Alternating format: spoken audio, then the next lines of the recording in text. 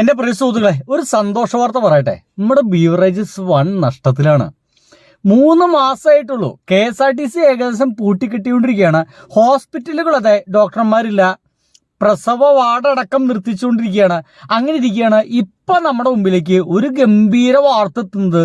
ഇതിന്റെയും കാരണം വേറെ ആരുമില്ല കേട്ടാ, പിണറായി വിജയനാണ്. ബീവറേജസ് വൻ നഷ്ടത്തിലാണെന്നേ.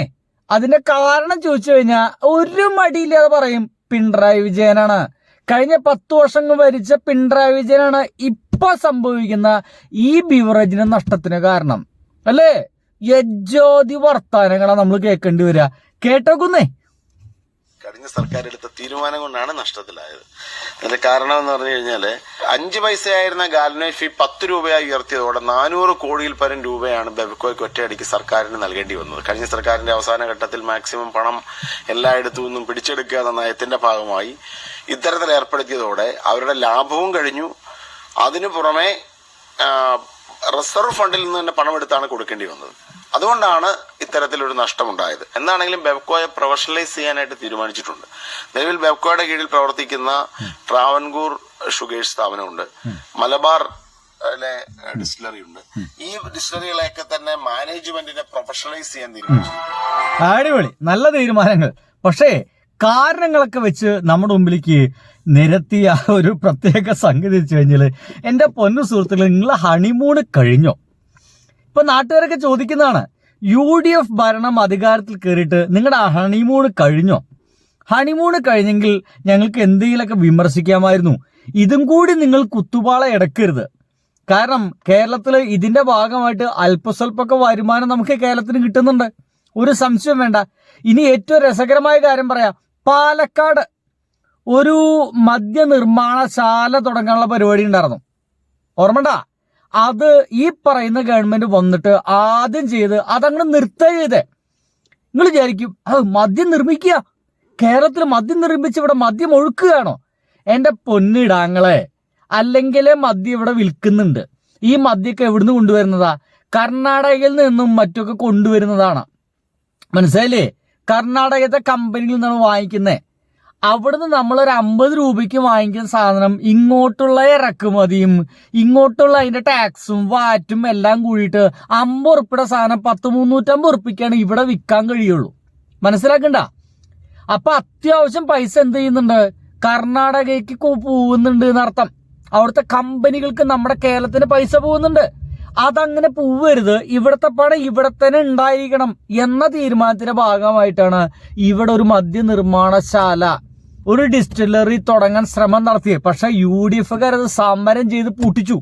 എന്റെ പൊന്നിടങ്ങൾ നിങ്ങൾ മനസ്സിലാക്കണം, അതിവിടെ വന്നിരുന്നെങ്കിൽ ഒരു 2000 പേർക്ക് പ്രത്യക്ഷമായിട്ടും ഒരു 2-3 ആയിരം പേർക്ക് പരോക്ഷമായിട്ട് ജോലി കിട്ടുന്ന ഒരു വൻ സ്ഥാപനമായിരുന്നു നമ്മുടെ കേരളത്തിൽ പാലക്കാട് വരേണ്ടിരുന്നത്. പൂട്ടിച്ചു. എന്തിനു വേണ്ടിയിട്ടാ? കർണാടകത്തിൽ ഇപ്പൊ ആരാ ഭരിക്കുന്നതൊക്കെ നോക്കിയാൽ മതി. അവിടേക്ക് പൈസ പോകാൻ വേണ്ടിയിട്ട് മാത്രം നമ്മൾ ആലോചിച്ചാൽ മതി. എന്തായാലും ഇപ്പൊ തന്നെ എന്താ പറയാ, ഈ ഹണിമൂൺ കാലഘട്ടത്തില് ബിവറേജസ് കൂടി നഷ്ടത്തിലാണെന്നുള്ള വർത്തമാനം കേൾക്കുമ്പോൾ അത്ഭുതം തോന്നുന്നു. ഇപ്പൊ പിണറായി വിജയനെ കുറ്റം പറഞ്ഞുകൊണ്ടിരിക്കുന്നത്, എന്റെ പൊന്നു സുഹൃത്തുക്കളെ, കഴിഞ്ഞ 10 വർഷവും ഇതേ നിലപാട് എടുത്തിട്ട് തന്നെയല്ലേ, ഇതേപോലൊക്കെ തന്നെയല്ലേ ഈ എന്താണ് ബീവറേജിനെ സഹായിക്കുകയും മറ്റൊക്കെ ചെയ്തുകൊണ്ട് തന്നെയല്ലേ ഭരണം മുന്നോട്ട് പോയിരുന്നത്.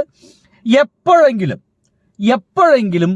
ഒരു ബീവറേജിന്റെ, അതായത് മദ്യവ്യവസായമൊക്കെ നോക്കുന്ന ഒരു മന്ത്രി നമ്മുടെ മുമ്പിലേക്ക് വന്നിരുന്നിട്ട്, അതായത് എക്സൈസ് മന്ത്രി നമ്മുടെ മുമ്പിലേക്ക് വന്നിരുന്നിട്ട് ബീവറേജ് നഷ്ടമാണ് എന്നുള്ള വർത്തമാനം കേട്ടിട്ടുണ്ടോ? കേട്ടിട്ടില്ല. ഓണമായാലും ബക്രീദായാലും പെരുന്നാളായാലും ഇത് ലാഭത്തിലേക്ക് കുതിക്കുക, ഏറ്റവും കൂടുതൽ മദ്യം വിറ്റഴിഞ്ഞു, അത് ഇന്ന ജില്ലയിലാണ് ഏറ്റവും കൂടുതൽ വിറ്റഴിഞ്ഞ്, എൻ്റെ നാട്ടും പ്രദേശമായിട്ടുള്ള ഒന്നെങ്കിൽ തിരൂര് അല്ലെങ്കിൽ പൊന്നാനി ഞങ്ങൾ സമ്മാനം അടിക്കാറുണ്ട്, അല്ലെങ്കിൽ എന്ത് ചെയ്യും, അത് നേരെ ചാലക്കുടിക്കാർ കൊണ്ടുപോകാറുണ്ട്. ഇങ്ങനെയൊക്കെ ഭയങ്കര മത്സരം നടക്കുന്ന രീതിയിലാണ് ഇവിടെ കള്ള് വിൽപ്പന നടക്കുന്നത്. ആ ഒരു ഗംഭീരമായിട്ടുള്ള വിൽപ്പന നടക്കുന്ന സംഗതി പോലും നഷ്ടത്തിലായി എങ്കിൽ എന്താണ് ഇവർ ചെയ്തുകൊണ്ടിരിക്കുന്നത് എന്നുള്ളതാണ് എനിക്ക് മനസ്സിലാക്കാൻ സാധിക്കാത്തത്. അപ്പോ അധികാരത്തിൽ കയറി വെറും 3 മാസം കഴിഞ്ഞപ്പോഴേക്കും നഷ്ടം. കമന്റുകളിലേക്ക് കയറുമ്പോൾ എൻ്റെ പൊന്നു സുഹൃത്തുക്കളെ, നീയൊക്കെ പ്രൊഫഷണൽ ആക്കാൻ നോക്കുമ്പോൾ തെറ്റാണെങ്കിൽ പ്രതികരിക്കും. കേട്ടേ കുട്ടാ, എന്നിട്ട് ഒരാള് എന്താ ഈ പ്രൊഫഷണൽ ആക്കാൻ നോക്കല്? ഇനി ബിവറേജസ് കൂടി പ്രൈവറ്റൈസേഷൻ ചെയ്യുകയാണോ? ഇവിടെ 500 രൂപ കിട്ടുന്ന സാധനങ്ങളൊക്കെ ഇനി 1000, 1500 കൊടുക്കേണ്ടി വരും എൻ്റെ സുഹൃത്തുക്കളെ. ചിലപ്പോൾ വേണ്ടി വരും. ഈ 5 വർഷത്തുള്ളിൽ എന്ത് പ്രൊഫഷണലിസം ആണ് ഇതിൻ്റെ ഇടയിൽ കൊണ്ടുവരാൻ നോക്കുന്നത് എനിക്ക് അറിയുന്നില്ല. ഒരാൾ എഴുതിയിട്ടുണ്ട്, നിങ്ങൾക്കൊന്നും പറ്റിയ പണിയല്ല സുഹൃത്തെ ഭരണം എന്ന് ഓരോ മന്ത്രി വീണ്ടും വീണ്ടും തെളിയിക്കുകയാണ്. ആണെന്നേ, ഓരോ മന്ത്രി തെളിയിക്കുകയാണെന്നതിൻ്റെ ഒരു ഉദാഹരണം കൂടി നിങ്ങൾക്കൊന്ന് കാണിച്ചു തരാം. അതൊരു ഒന്നൊന്നര ഉദാഹരണമാണ്. ഞാൻ കണ്ടു കഴിഞ്ഞപ്പോൾ ഞെട്ടിപ്പോയി. ഇതാ, ആശുപത്രികളിൽ രോഗികളെ നിലത്തു കിടത്തില്ല എന്ന ആരോഗ്യമന്ത്രിയുടെയും വകുപ്പിന്റെയും പ്രഖ്യാപനം പാഴ്വാക്കായി പനിയും പകർച്ചവ്യാധികളും വർദ്ധിക്കുന്നതിനിടെ കോഴിക്കോട് മെഡിക്കൽ കോളേജ് ആശുപത്രിയിൽ ചികിത്സയ്ക്കെത്തുന്ന രോഗികളിൽ വരാന്തയിലും നിലത്തുമാണ് കിടക്കുന്നത്. ഗുരുതര ആരോഗ്യ പ്രശ്നങ്ങൾ ഉള്ളവർക്ക് എന്നെ പൊന്നു സുഹൃത്തുക്കളെ, ഇവർ അധികാരത്തിൽ കയറിയിട്ട് ഈ ഒരു UDF ഭരണത്തിലെ ഏറ്റവും പരാജിതനായിട്ടുള്ള അല്ലെങ്കിൽ ഏറ്റവും ഭീകരമായിട്ട് പരാജിതനാകാൻ പോകുന്ന മന്ത്രി ആര് എന്ന് ഒരു ടോസ് ടോക്കിക്കഴിഞ്ഞ് നിങ്ങൾ എന്ത് ഉത്തരം പറയും? ഞാൻ ഒരു പേരേ പറയുന്നുള്ളൂ, മുരളീധരൻ, ആരോഗ്യമന്ത്രി.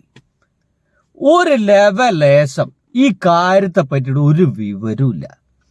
യാതൊരുവിധ ധാരണയില്ലാത്തൊരു മനുഷ്യനെന്ന് തോന്നിപ്പോകുന്നത്.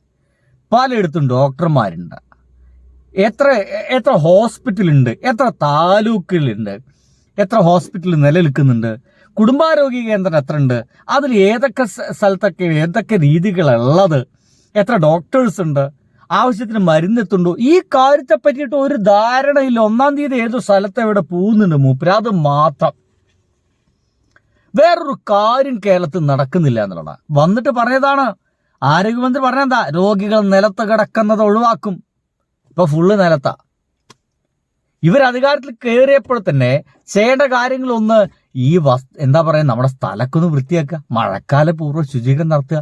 അങ്ങനെ ശുചീകരണം നടത്തി കഴിഞ്ഞാൽ ഗുണം എന്താ, ഈ പകർച്ചവ്യാധികൾ അങ്ങനെ നിൽക്കും. അപ്പൊ പിന്നെ കുറെ സ്വൈര്യം ഉണ്ടാവും ആരോഗ്യമന്ത്രിക്ക്.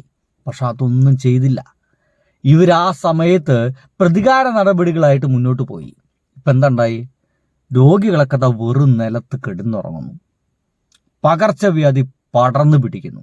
ഒരു ഭീകരമായ അവസ്ഥയിലാണ് പടർന്നു പിടിക്കുന്നത്. ആരെങ്കിലും എതിർക്കുന്നുണ്ടോ? ഒരാൾ എതിർക്കുന്നില്ല. എങ്ങനെയുണ്ട്? അപ്പോ ആരോഗ്യം എന്ന് പറയുന്ന സെക്ഷൻ ഏകദേശം തകർന്ന് തരിപ്പണായിക്കൊണ്ടിരിക്കുന്നു. ഇപ്പുറത്ത് തഞ്ഞ് ബീവറേജസും പൂട്ടാൻ പോകുന്നു. ഇനിയും വേണോ നിങ്ങൾക്ക് മാറ്റങ്ങൾ? വേണമെങ്കിൽ പറയേ.